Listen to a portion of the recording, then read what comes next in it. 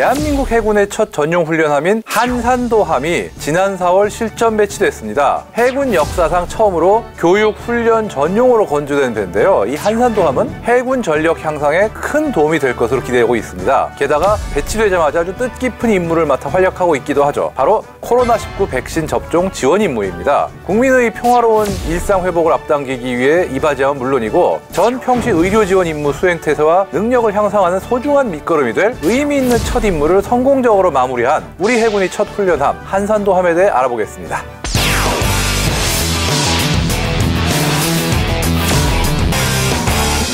자, 이 한산도함은 해군 역사상 처음으로 교육 훈련 목적으로 건조된 배입니다. 2018년 11월 16일에 진수, 작년 10월 22일에 취역해서 지난 4월에 드디어 실전 배치됐습니다. 한산도함은 충무공 이순신 장군이 우리 수군을 양성한 바로 그곳 한산도를 따서 명명한 곳인데요. 그간 해군에게는 전용 훈련함이 없었어요. 그렇기 때문에 전력 공백에도 불구하고 현역 구축함인 충무공 이순신급이나 광개토대왕급, 울산급 호위함 등을 차출해서 매년 순항훈련을 했는데요. 울산급 호위함 같은 경우는 정말 외국 나갈 때마다 너무 괴롭다고 그래요. 배가 크지도 않은데 태평양을 건너니 뭐 충무공 이순신급이나 광개토대왕급은 그렇진 않은데 이 배들이 한 척만 순항훈련을 나가도 다른 배들이 굉장히 고생을 하는 거예요, 지금. 거기다가 이순신급 같은 경우는 청해부대 때문에 매년 최소한 한 척은 늘 밖에 나와 있기 때문에 참 이 전력 공백이 심각했는데 이제는 한산도함이 그 역할을 하게 돼서 전력 공백이 크게 줄어들게 됐습니다. 이 한산도함은 4,500톤급의 전장 142m, 최대 속도 24노트, 순항 속도 18노트, 승조원 120명. 승조원은 120명이지만 거주 공간이 400여 명 더 탈 수 있게 돼 있어요. 물론 거기에 200여 명 수용이 가능한 대형 강의실까지 있습니다. 왜냐? 이 배는 훈련함이기 때문에 훈련을 할 수 있는 학생들이 타야 됩니다. 즉 사관생도 및 기타 인원들이죠. 76mm 함포 한문, 40mm 함포 한문, 또 대유도탄 기관체계 등을 탑재했기 때문에 유사시엔 어느 정도의 전투 임무도 수행할 수 있습니다. 국내 군함 중 최대 규모의 의무실과 병상을 갖춰 해상에서 발생하는 대량 전상자의 초기 처치와 후송을 담당하는 전상자 구조 치료함 역할 수행도 가능한데요. 그래서인지 한산도함의 첫 공식 임무도 여기에 딱 맞는 이동식 병원 역할을 맡았습니다. 지난 6월 14일부터 24일까지 진도, 완두, 여수 등 28개 도서지역 코로나19 백신 순회 접종 임무를 맡아 해상 순회 접종을 진행했는데요. 합동 모의 훈련 등 철저한 사전 준비로 안전사고 없이 주민 680명 백신 접종 임무를 마쳤다고 합니다. 이게 또 재밌는 게 이 배는 병원 시설만 안에 있는 게 아니고 항구에 접안할 필요 없이 보트 같은 걸 타고 왔을 때 직접 그 보트가 배 뒤 안으로 들어가가지고 사람을 태우고 내릴 수 있는 그런 능력이 있어요. 딱 이제 이런 임무에 적합하게 만든 거죠, 처음부터. 이후에는 항해 화포 훈련 등 해군 양성 훈련에 돌입할 예정이라고 합니다. 훈련함 이야기가 계속 나왔을 텐데 좀 늦어진 이유가 있을까요? 연안함대 작전 중심이다 보니까 원양 훈련을 하기 위한 훈련함이 따로 필요하다는 개념 자체가 희박했고, 그리고 그 뒤에는 당장 구축함 전력 같은 가장 필수 전력을 갖추는 것만 해도 바쁘고 그러다 보니까 훈련함이 늘 우선순위에서 밀릴 수밖에 없었습니다.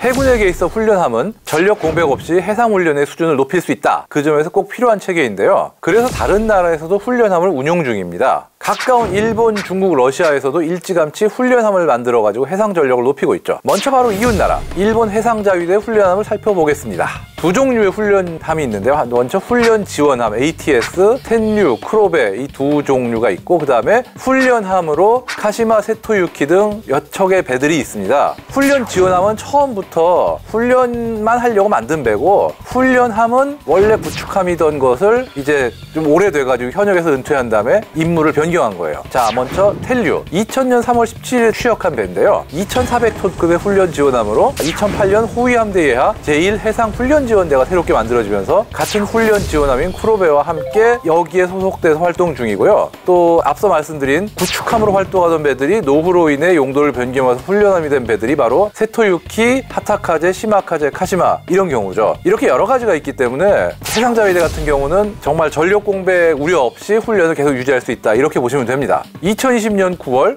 미 태평양 함대가 있는 진주만에 일본 훈련한 카시마가 원양 연습항해를 훈련하기 위해 입항한 적도 있는데요. 무장은 기본 교육용의 76mm 주포 1문입니다. 우리의 해군사관학교처럼 해상자위대 간부 후보생학교는 임관한 직후에 6개월간 원양 항해를 하게 되는데요. 특징이 임관 사령장을 들고 그대로 배에 탑승해서 출항한다는 건데요. 이거는 뭐 그 나라의 관습인 거고, 중국도 또 여기에 지지 않습니다. 지난 2017년 중국에서는 무려 9,000톤급 최신형 훈련함을 배치해 주목을 끌었는데요. 훈련함으로서는 굉장히 큰 배죠. 이게 9,000톤이면. 이 9,000톤급 최신형 훈련함 츠지광은 길이 163m, 폭 22m, 최고 속도 22노트이며 해도 작업실만 2개, 모의 함정 조종실이 1개, 전자기기 모의 훈련실 1개, 2개 종합교실 등 정말 많은 훈련장 및 교실들이 갖춰져 있습니다. 중국 해군 측은 츠지광함에 중국이 자체 개발한 각종 함상 장비를 탑재했다며 세계 인류 수준의 훈련함이라고 소개했는데요. 400여 명의 사관생도와 장병이 항해술과 항행, 조타,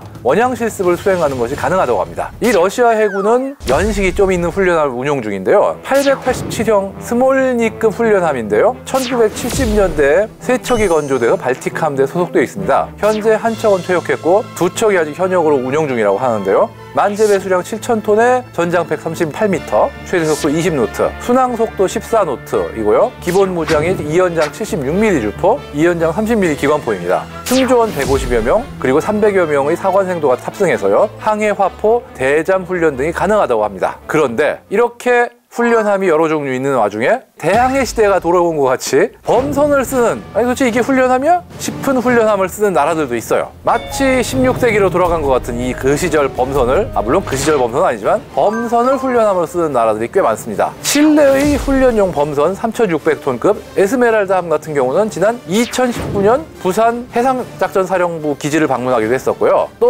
인도네시아 훈련함 2,000톤급 비마 수치함 역시 2018년 제주에서 열린 국제과담식에 참석했으며, 아르헨티나의 훈련함 3,700톤급 리베르타드는 1950년도에 만들어진 범선을 훈련함으로 쓰고 있습니다. 또 2000년도에 배치된 브라질 해군의 훈련함 시스네 브랑코는 백조라는 뜻인데요. 야, 이거 뭐 하얀색이 돛 딱 펼치고 날아가는 것 같은 느낌이 들 것 같아요. 보면은. 독일에서도 훈련용 범선을 보유 중인데요. 58년생 골흐포크라는 이 훈련함은 여러 번의 현대화를 거쳐 6기통 디젤 엔진을 장착해서 최고 속도 13.7노트로 달릴 수 있는, 완전히 범선은 아니고 엔진이 달린 기범선입니다. 이들 훈련함은 대부분 항해 훈련을 목적으로 운용 중인데요. 왜 굳이 이렇게 이 대명천지 21세기에 범선을 사용할까요?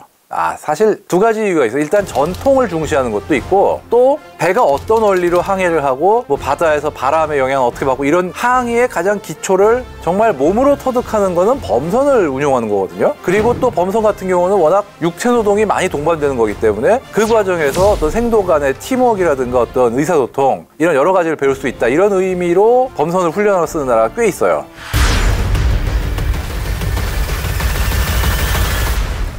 제일 먼저 할 일은 이제 순항훈련. 지금까지 순항훈련할 때 나갔던 구축함 없이 이 한산도함만으로 갈 수도 있고요. 필요하면은 또 다른 구축함이 한 척 같이 붙는다 그래도 전같이 구축함만 2척, 3척 나가던 것보다 훨씬 낫고요. 지금 이번에 백신 접종에서 볼 수 있듯이 일종의 해상병원선 같은 역할도 할 수 있을 거예요. 한산도함이 이렇게 사실 병원 시설을 잘 갖춰준 이유가, 일단 수백 명의 인원이 지구를 한 바퀴 돌아야 되거든요. 그 안에서 누가 어떻게 다치고 뭐 병이 나오고 알 수가 없으니까 병원 시설을 충분히 갖춘 것도 있고, 방문하는 지역에 따라서는 의료시설이나 이런 게 잘 갖추지 않은 나라들도 있기 때문에 군사외교라는 측면에서 해당 국가에 대한 의료 지원을 할 수도 있고, 우리나라 주변에 필리핀이나 뭐 동남아 국가들이 자연재해가 났다, 한산도함은 우리 전력이 아니니까 다른 배들을 뭐 인도에서 뺄 필요 없이 곧바로 그런 나라들에 가가지고 의료 지원을 한다든가, 이런 식으로 어떤 해상 외교를 쓸 수도 있고, 있으면 할 일은 굉장히 많아요 진짜. 한산도함에게 도대체 왜 이렇게 늦게 왔냐? 그러나 늦게 왔지만 빛나는 활약을 기대하길 바란다 라고 한마디 해주고 싶습니다.